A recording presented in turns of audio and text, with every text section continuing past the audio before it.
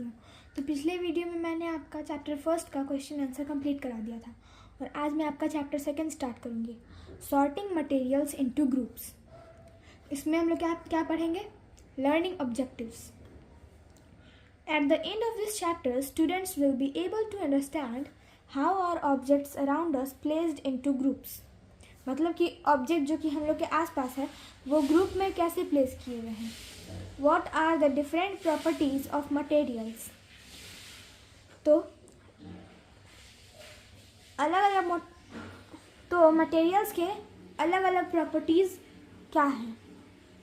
How can the materials be distinguished on the basis of appearance, hardness, solubility, floatability, transparency, thermal and electrical conductivity, magnetic property.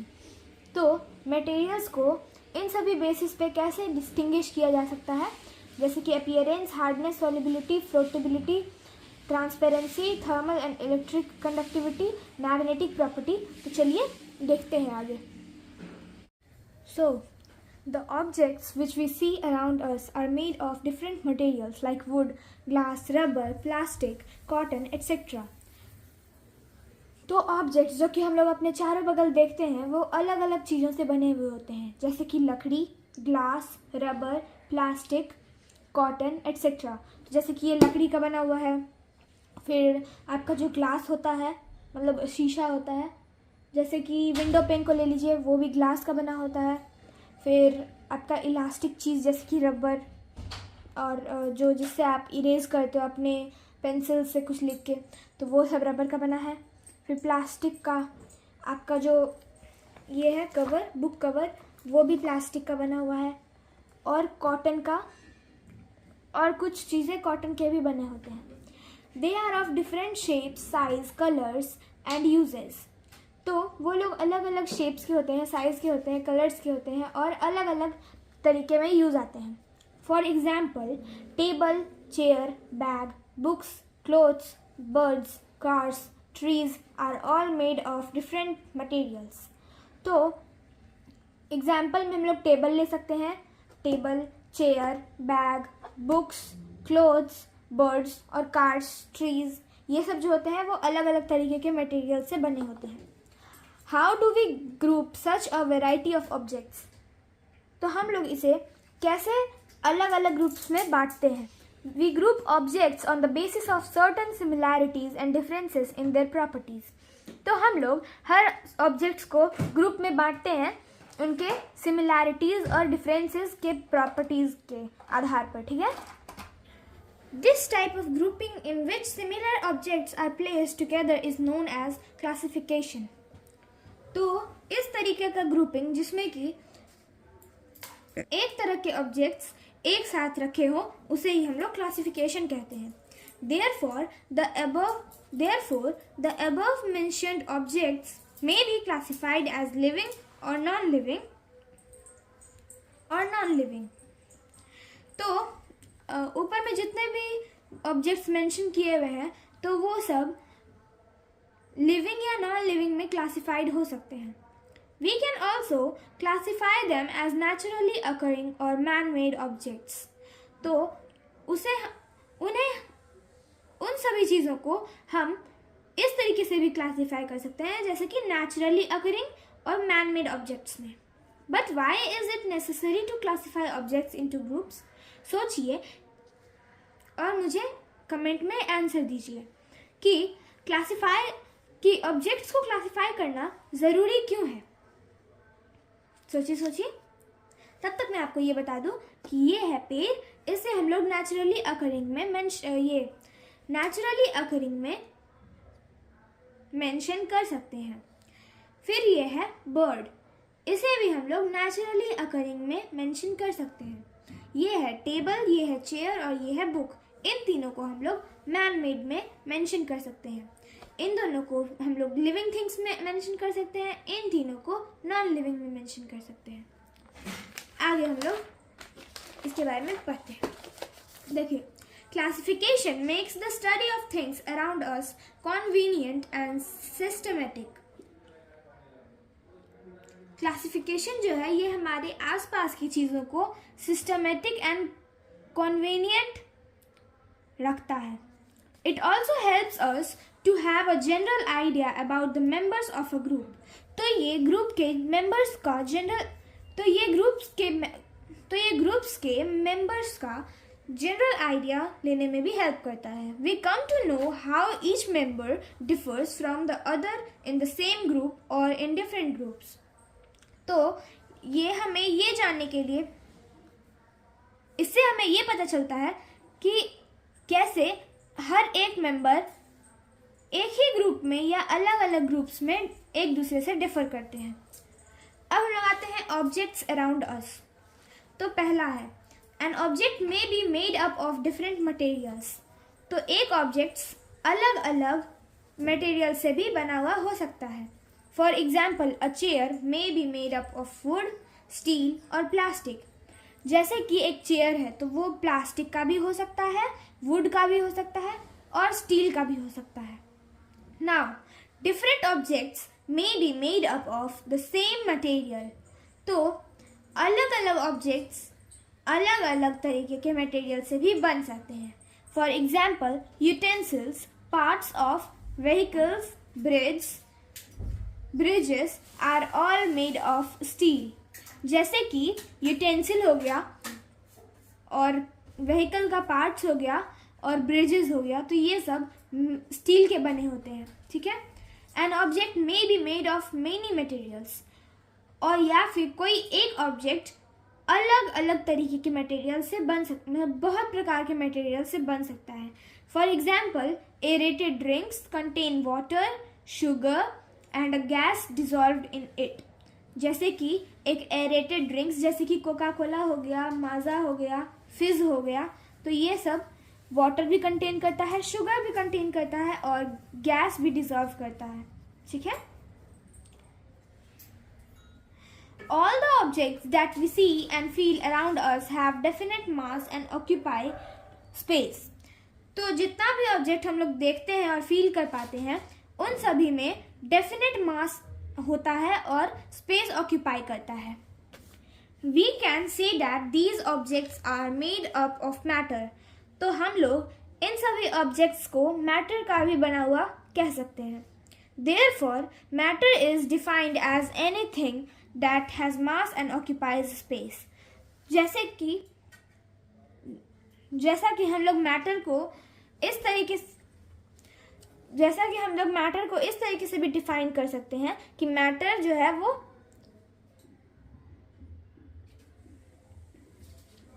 तो matter को हम लोग किसी भी तरीके से डिफाइन कर सकते हैं जिसमें कि मास होता है और वो स्पेस ऑक्यूपाई करता है.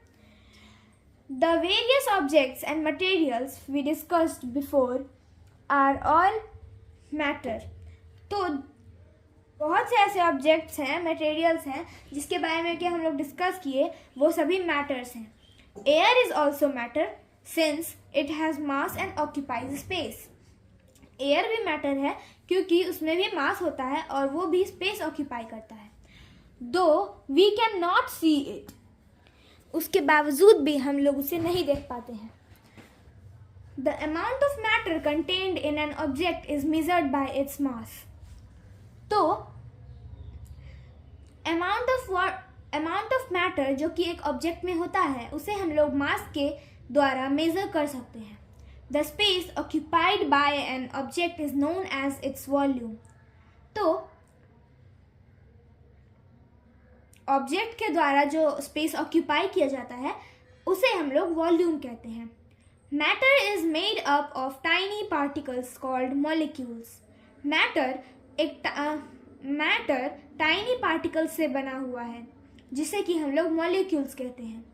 The arrangement of molecules decides whether an object is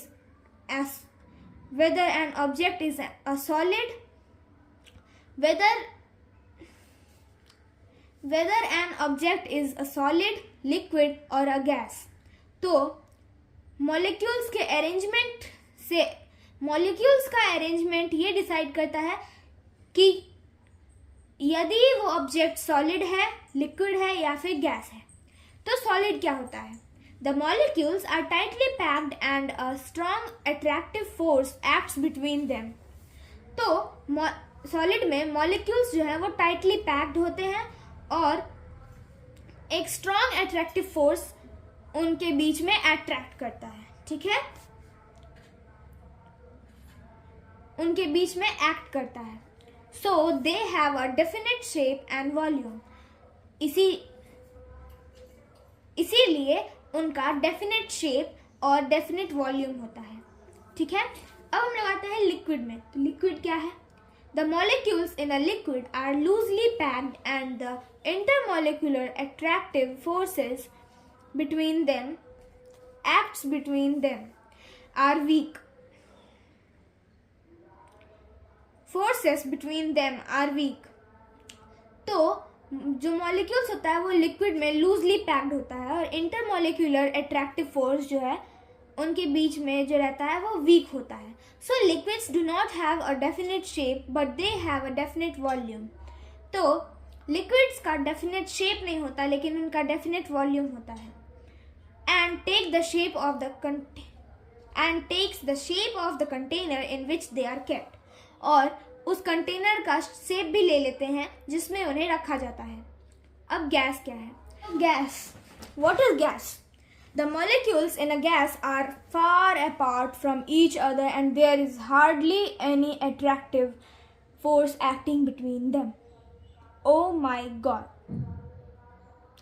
तो गैस में मॉलिक्यूल्स होते हैं वो एक दूसरे से काफ़ी ज़्यादा दूर में रहते हैं और वो उनके बीच में एक hardly any attractive force act करता है. So a gas does not have a fixed shape और वॉल्यूम. तो गैस में ना तो कोई फिक्स्ड शेप होता है और ना ही कोई वॉल्यूम होता है, ना ही फिक्स्ड वॉल्यूम होता है. The molecules move around freely and occupy the entire space available to them. तो molecules जो होते हैं उनके बीच में आराम से मूव करते हैं और सभी स्पेस को ऑक्यूपाई करते हैं जितना कि उनके पास जितना कि अवेलेबल स्पेस होता है वो उन सभी अवेलेबल स्पेस को ऑक्यूपाई करते हैं और आराम से घूमते हैं फ्रीली, ठीक है.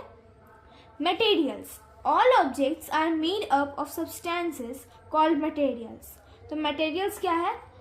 तो मटेरियल्स मतलब कि ऑल ऑब्जेक्ट्स जो कि एक सब्सटेंस से बनते हैं उसे ही हम लोग मटेरियल्स कहते हैं. Group of materials. तो मटेरियल्स का group. The materials used by us in daily life can be divided into 6 main groups. Materials जो कि हम लोग डेली लाइफ में यूज़ करते हैं वो 6 मेन ग्रुप्स में डिवाइड हो सकते हैं. तो मटेरियल्स. मेटल. तो मेटल से हम लोग क्या बना सकते हैं? यूटेंसिल्स. और भी बहुत कुछ बना सकते हैं लेकिन यहाँ पे एक ही एग्जाम्पल दिया है. Materials and objects. तो मेटल से हम लोग बना सकते हैं यूटेंसिल्स. ग्लास से मिरर. सेरामिक से plate. Would say table. Fibre से क्लॉथ्स. प्लास्टिक से बॉटल, ठीक है. अब है ट्राई एंड लर्न 2.1. तो इसका क्या होगा? Table below shows different groups. The first 2 groups have been classified for you. Can you classify the last 2? तो देखिए ग्रुप 1 में क्या है? ये कैट है, ये डॉग है, ये फुटबॉल. कैट है, डॉल है, बॉल है. तो यहाँ पे कैट है, डॉग है, बॉल है और ये क्या है? ये आई थिंक कुछ लेंस या कैमरा टाइप है, ठीक है.